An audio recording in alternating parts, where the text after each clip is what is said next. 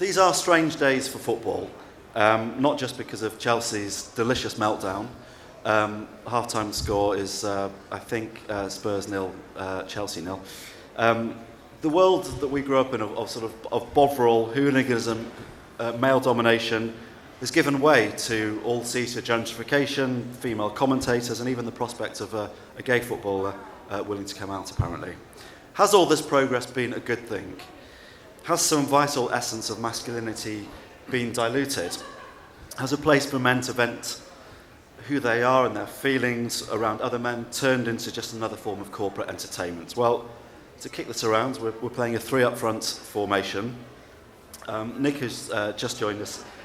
Nick Makoha is a playwright. He's director of the Youth Poetry Network, and his journey has gone from Uganda via Saudi Arabia, via Kenya to the Emirates, and a late morning. You're all right, Nick? Has there been a problem to get here this morning? Yes, there has. Okay, have a glass of water, relax, you're in good company. Lee Dema runs the St Matthew's project in South Brixton, which provides free football coaching to young people in the area. Lee, what's been the greatest moment you've experienced on a football pitch? On the football pitch? Yeah. What, with the kids?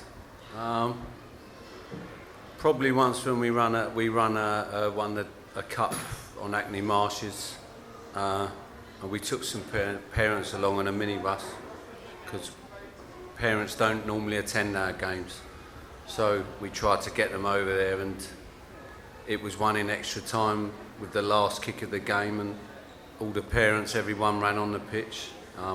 Probably that's the best memory.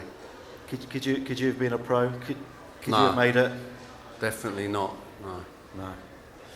Paul Lyalls, another poet, performer, writer who works closely with schools, and I believe has been the big friendly poet in residence at the Roald Dahl Museum. The BFP. But I also believe you are the only one amongst us who's actually played at Wembley. That's right. In 2007, I was poet in residence for the year for the London Borough of Brent, London's 5th coolest borough. And I, as part of that residency, I got to perform my poetry on the pitch at Wembley Stadium, which was quite cool.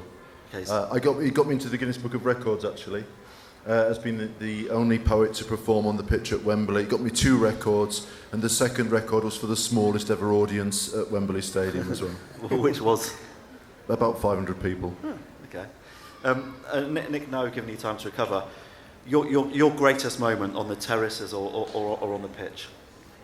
Well, recently I've just watched Arsenal win the last game for qualification to the Champions League, and I think I went pretty nuts then. But I think seeing our team win this year, the Community Shield, and I'm hoping that we could win the Premiership. So fingers crossed, 4 o'clock this afternoon. Okay. You'll catch me in front of a TV cheering on Arsenal. Okay, the ever-optimistic Arsenal fan. Let's get a sense of the footballing world that we grew up in, that kind of life before Stadia came anywhere near a prawn sandwich. Paul, life as a teenager on the Leeds United supporters bus in the mid-1970s. For those of us who weren't there, give us a sense of what that would have been like. Well, it was a sort of a very interesting, rapid introduction to being a bloke, I guess. Coming from a small town in East Yorkshire, my dad would never take me to football. He didn't like it, said it was a waste of money and time. And he said when I had a job, I could go. So at the age of 14, I got a job in the local supermarket stacking shelves, and I joined the Hull Supporters Club and got on a coach for the very first time that came through Goole in East Yorkshire on its way to Leeds. And as a 14-year-old, got onto this kind of very, very testosterone-heavy, hard-drinking coach. And so I got to go to my first game. I got my first taste of being drunk. And also I was forced to take part in the sweepstake, which was, I think, £1 or something, and everybody had to put their money into a hat. And a team was drawn on the way out, which was my team. And I came back with about £50, drunk, my dad talking about what a waste of time and money football was, and me passing out on the sofa with pound notes falling out of my pockets. Actually quite enjoying a 0-0 draw with Coventry in front of about 12,000 people. So it was a turning of the page. Yes. In terms of Lee, the sort of sights, the sounds, the smells of going to West Ham as a kid, what was that like for you? Well, for me, I grew up in Tulse Hill and Brixton, South London. So I was given a West Ham duffel bag by someone. I can't remember, and I just wanted to sort of go and see them. But in those days, this was the early 70s, and football hooliganism was rife. No one wanted to go over to West Ham. It was sort of a place you didn't go. And I went when I was 12, and I just jumped on a tube and I went on my own. And to me, I can remember it now. It was 18 stops from Victoria. It was like going to the other side of the world, and I was just fascinated. And from that day, I was hooked. So West Ham was a pretty grim place as well back in the 70s. There was no Olympic Stadium, no rubbish like that. But it had a bad reputation, and it was quite a fearsome place. I mean, did you do your growing up there? Did you do some growing up?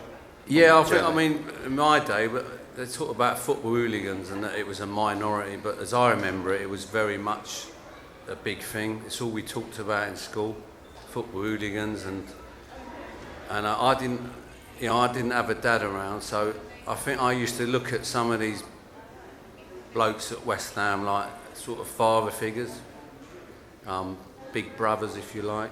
I mean, Billy Bonds was my favourite player, if anyone remembers Billy Bonds. I looked to him, I think, as a kind of father figure. He was, as a fearless player. But they were sort of frightening times. I first saw West Ham fans at a Crystal Palace match when I was about 11. And, that's the first time I'd ever seen anyone hit a policeman. We used to get in trouble, but you didn't hit policemen. And I saw this man just, knock a policeman's spark out, and I just thought, what are these type of people, But again, it was that very macho world where it was quite frightening, and you just sort of wondered where these blokes had come from. And did you get drawn into the violence yourself? I think we all did, yeah. I think, I wouldn't say I was a major hooligan, but everyone tagged along. I'd say I was an hanger-on. Yeah. It was all, going up and down the country, going to places like Leeds, and it was exciting. Will Danny Dyer be playing your life story soon? No, I hope not. Please God, no. Nick, where does football sit in the heart of a Ugandan childhood? Well, I was raised in Peckham, and I think all the boys my age, boys and girls actually, to be fair, were we all kind of had people that we looked up to. So I think you can tell a person by what kind of heroes they were throwing themselves against. So I come from the Henry era. There were people who were from the Sol Campbell era or the Garth Crooks era, and that would kind of decide which football team you aligned yourself to, or if you're, or if it was, with Liverpool, it would have been Barnes in my day. So I think, as a kid, as jumpers for goalposts, sort of thing in the park. It was kind of a way of putting on an identity where you could be seen as a hero in sometimes what were, for want of a better word, grim environment that you were living in. So that's kind of how football came to me, and it was a way of kind of bonding for me, being from another country, being from another culture, slowly losing the use of my language because I wasn't speaking the language. There were no other Ugandans that I was sharing my language with. So football became an easy access tool to fit in when I was younger. But did you find it something that you could embrace, or was there a kind of, I'm not sure if I'm going to get racism when I go to the ground? Well, I never actually got to go to a game as a child. I mean, I got to play for my school and stuff, which was a way in. So football for me was always, there are two levels of watching football for me as a child. One was kind of watching it on Match of the Day sort of thing, and then the other was that World Cup fever when I think everyone suddenly becomes a football fan. And the world seems like a better place inside of the World Cup environment. And for a person who comes from another country, you feel included in that moment because everyone seems to want to accept the identity of, oh, I'm British, I'm American, or whatever that is. It seems that identities are accepted when you put it through the filter of a World Cup. So I always kind of like that that sense of feeling connected to something, you know, and that's what football did for me. I mean, Paul, is it tempting to romanticize the era that we've been talking about growing up in, when, you know, football had a bit of edge to it. You know, it wasn't this sort of gentrified place. There was a bit more attitude to it, or is this a better time to be a fan? I think there's always an element of romanticising any era, any sort of period from back in the day, whether it's football or music or fashion or whatever it may be. And I think people always have these kind of ideas in their heads, whether it had a harder edge to it, or whether it was somehow more, I don't know, a more sort of vibrant experience is very much up in the air, because maybe the standard of football is better now, and maybe the standard of facilities is better now. Maybe has the passion diminished? Is the passion greater? They're really hard things to kind of quantify. I think there's an element of this kind of grittiness, but we talk about it, you know, in sort of very rose-tinted, you know, sort of with a rose-tinted vision. And in all honesty, some aspects of it, it's good that it's behind us. The sort of the crudeness. You can either call it edge, or you can call it crudeness, or sort of falling down facilities. I'm not sure. But I know the prices were better. Yes, that's for a fact. But you both talked. You and Lee both talked about almost like a kind of male coming of age, where, you know, you were on that bus being plied with booze by other Yorkshiremen. You know, Lee's kind of getting on the tube and meeting other guys who are kind of taking you know, under the wing. Would that sort of relationship still happen in today's grounds? Probably, but in a different way. And I think it'd be a slightly different. It'd have a shift. I think there has to be a shift, but I think that's true about most things. How things move on through the decades, through the generations. There's a sort of things happening in different times. I was just saying to Lee just before we came on. A guy I do some work with Arsenal, Nick, on a Saturday called the Saturday Social, with older Arsenal fans who are no longer able to attend the game, maybe due to physical reasons. And one of the guys was saying that when he used to go as a kid, around sort of just before World War II, or just after that sort of Second World War period, that all the kids would be put to the front so they could see, and there'd be huge crowds, it'd be rammed solid, and any children who arrived late would be passed down to the front overhead, which I think is absolutely magical. You wouldn't have got that in the 70s or the 80s. You wouldn't be allowed to do that now. But for me, in terms of being a man, that's quite a sort of magical thing, to trust your children to hundreds of other people, really, hundreds of other blokes. You know, that was a sort of greater risk, and it was a much more beautiful kind of moment as well. And, you know, I remember Leeds were quite a violent club. I was hit by a 2-pence piece at Main Road at some point in the 80s. I don't know if it was actually thrown by you or not, but thanks anyway. There was a menace to Leeds, you know, alongside other clubs. Was there something positive about that, in a kind of weird way, that it was a safe-ish place for blokes to vent what had been built up across the week in probably quite challenging jobs and economic circumstances? Are you talking about married life now? And working life. Yeah, working life. I think that the tension, the atmosphere, is crucial to football.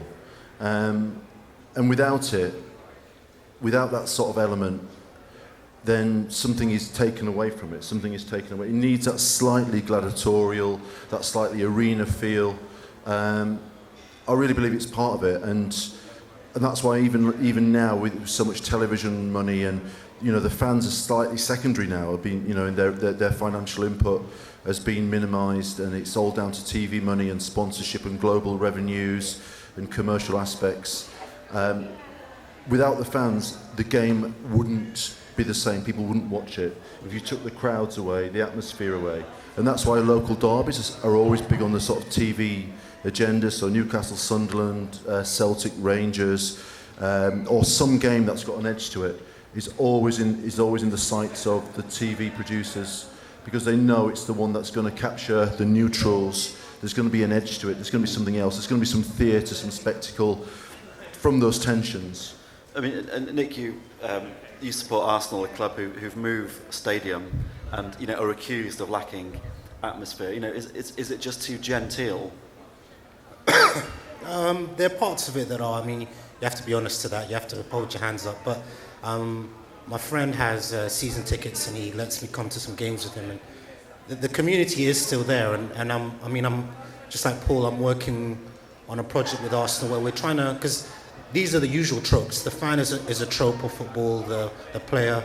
But a lot of times we kind of place the player in a kind of caricature of what we think that they are. So we think all footballers are, these kind of sexual objects, promiscuous or whatever. But there's a deeper layer to what football players are, to what fans are. I think they're typical dynamics which work, but then there are other dynamics that we can afford to look into. Like they're more for example, I'm working with Chelsea and Arsenal looking at a positive way to address racism, because a lot of times the finger is always pointed at, say, either the footballers, the football team, when you realise actually there are more people that support Arsenal or Chelsea or any other group that's experiencing racism than there are the people who actually do the hooliganism or the racism.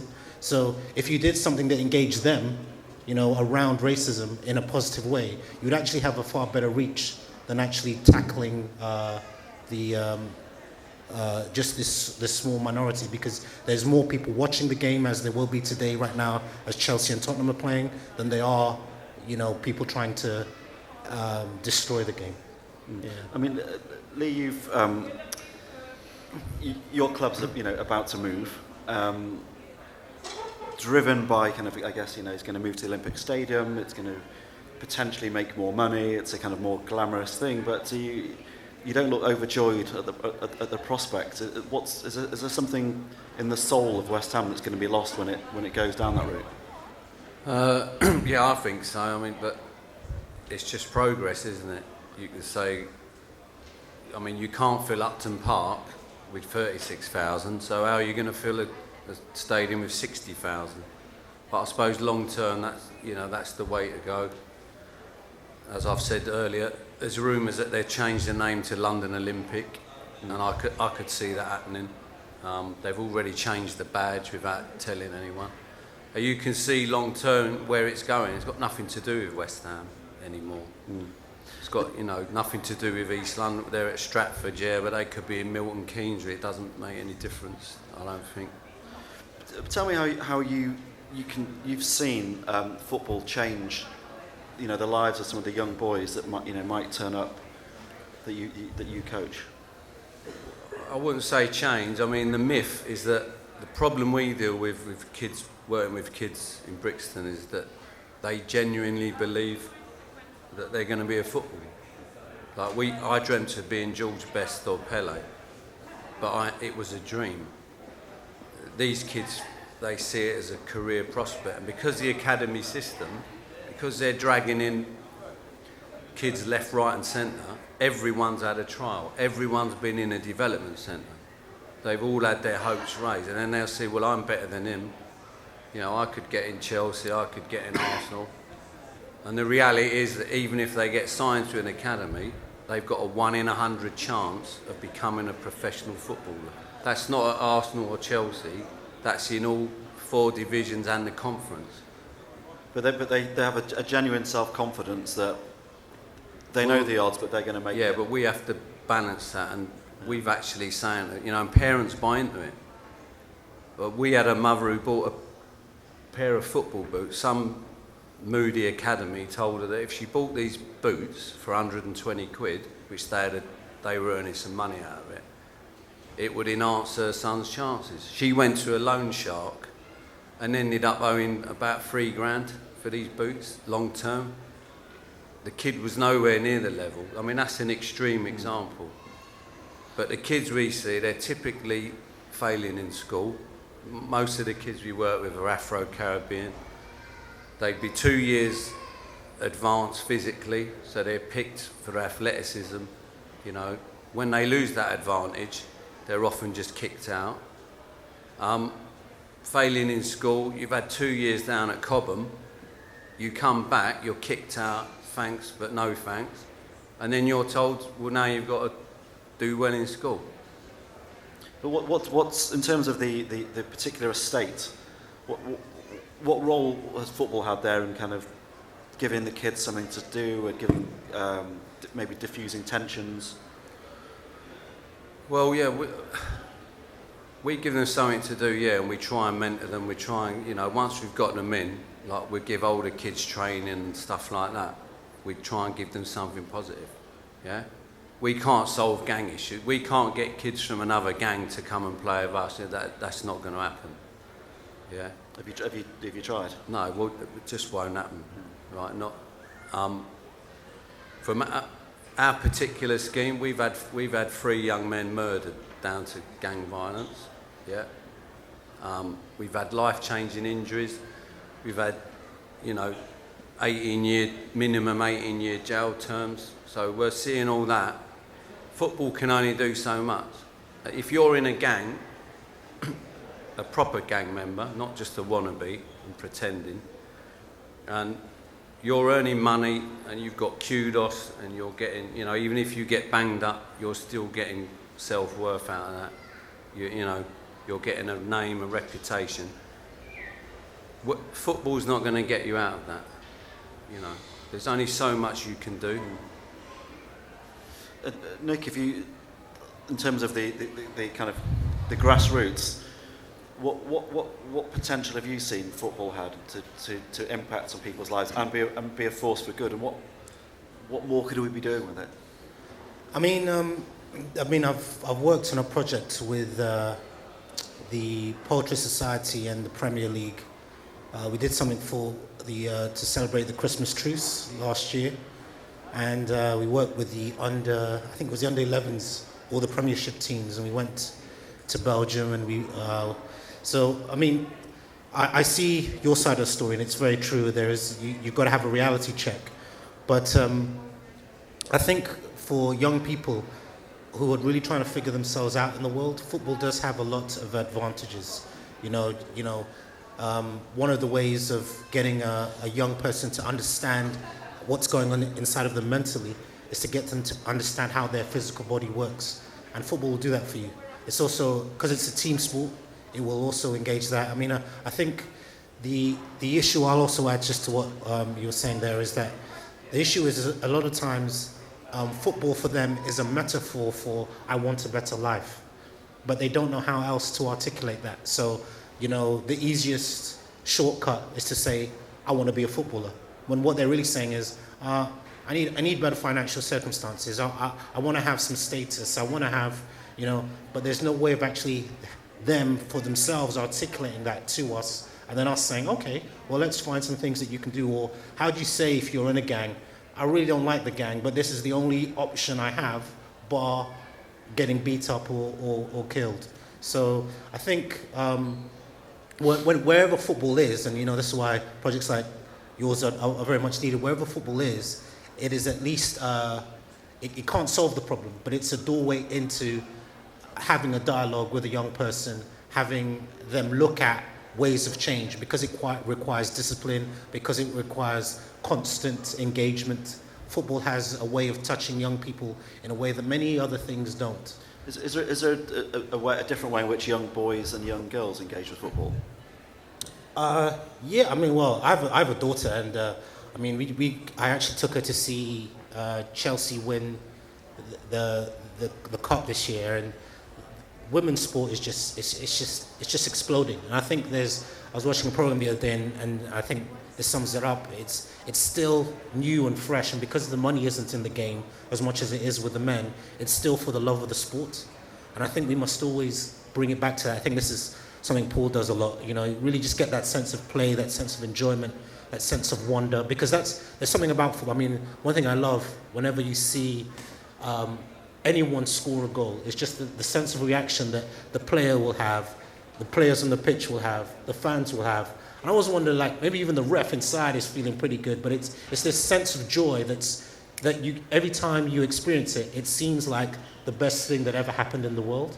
And I think that bit of magic is what we're drawn to, that sense of a joy, I guess, Paul, you hear from men who don't like football that it's a very alienating thing, and they feel very left out of a lot of conversations. They feel the need to maybe come up with not mentioning any prime ministers' names, but maybe come up with a team. They're not quite sure who they support.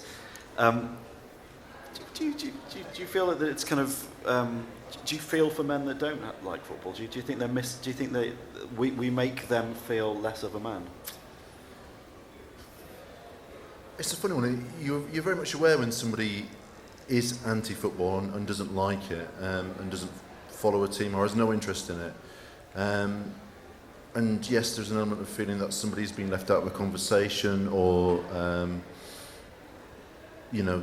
that moment, that interaction. I won't say I don't feel for them. I'm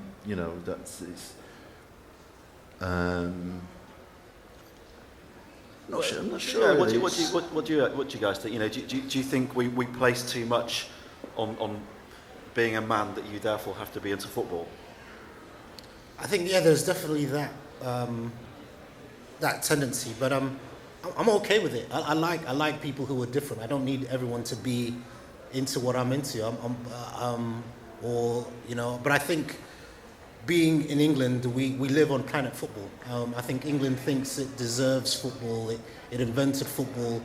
I mean, like I said, when I was working with the Premier League on this project, I mean, they just take over. When the Premier League comes into any space, that space belongs to them. It doesn't belong to anyone else. Like they literally took over the town where we were in. They were stopping cars, stopping traffic, So I think part of that is put on by the entity that football has become, and we're seeing that in how things are playing out with Sepp Blatter and all of that, But it's a world unto itself. And sometimes maybe it takes itself a little too seriously, and that sometimes that seriousness kind of filters into the fan who's like, oh, but I support this team, it's amazing. But really it's a form of recreation, it's a form of engagement, it's a form of identity. And I think that's what it is for a lot of men. And it doesn't substitute who we are, but it definitely adds, but it doesn't take away from anyone who isn't that. And I think that's important to I think it's also a little bit of a sort of universal language between men from all different kinds of backgrounds and parts of the world even. So like this was my first time of meeting Lee, and we could immediately strike up a conversation, couldn't we, about the good old bad old days of football and experiences and stuff. And often I think for guys it can be a little bit of a starting point, just in the same way that certain themes and topics are for other different kinds of people, or genders or whatever. So Lee, there's a job at FIFA. If they came knocking on your door, so we love what you've done in South Brixton so much. We'd like you to be the new Sepp Blatter. Yeah. If you had a mandate to run world football, what would you do to it? What would I do? I don't know. I'd invest it in schemes like ours. I think probably. I'd say yeah. Would you I tackle? think a lot more money needs to filter down. I don't know what the Premier League gives, but it's something ridiculous. A lot of that money needs to filter down. And ticket prices, would you cap Ticket, them? well, our kids, they never. I think you're getting kids now that have never been to football, mate. A lot of our kids, they got no more chance of going to Arsenal, than I ever planned for them. You're getting people now that it's a passive sport they watch. People watch football rather than play it. You've got kids now that, who do you support? Well, whoever I see on Sky, the top form, whatever shirt's hanging up in Sports Direct.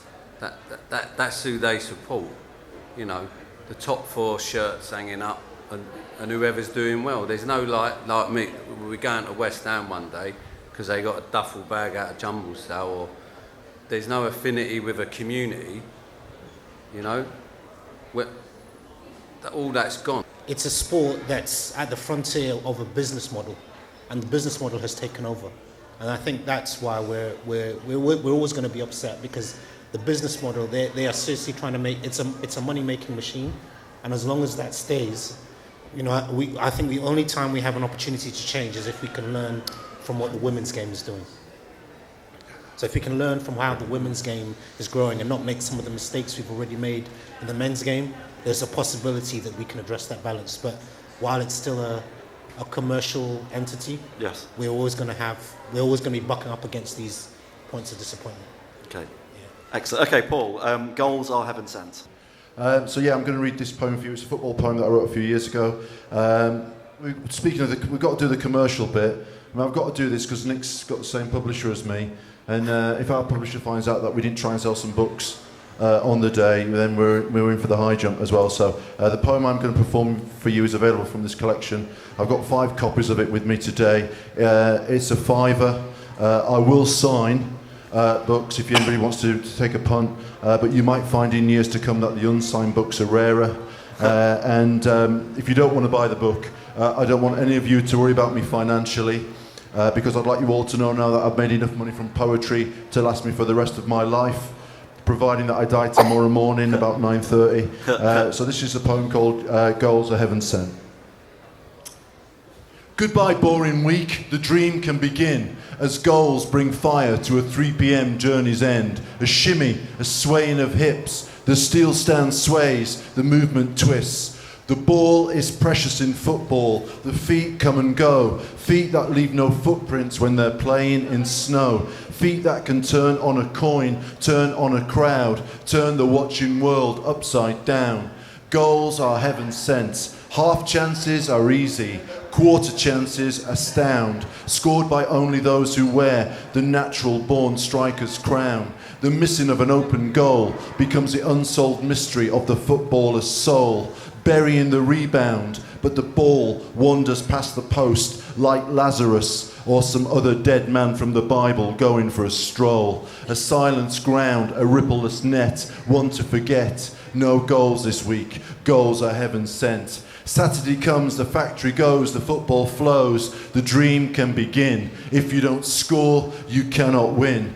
Goals are heaven sent is the message carried in the home crowd's reverberating roar as they demand an equaliser, even though the opposition have yet to score. A voice with intent that's unable to relent, whilst the field flows with shifting strips, dancing toes, shimmying hips, passing gifts, ball control, football that is total. The dream can begin. The steel stands sway. If you do not score, you cannot win. In football, goals are everything. Thank you. Very good. Excellent. And thank you to Lee and Nick and Paul, and thanks all for coming along to... Can we hear it for Tim as well? No need to that. Thank you to everyone here.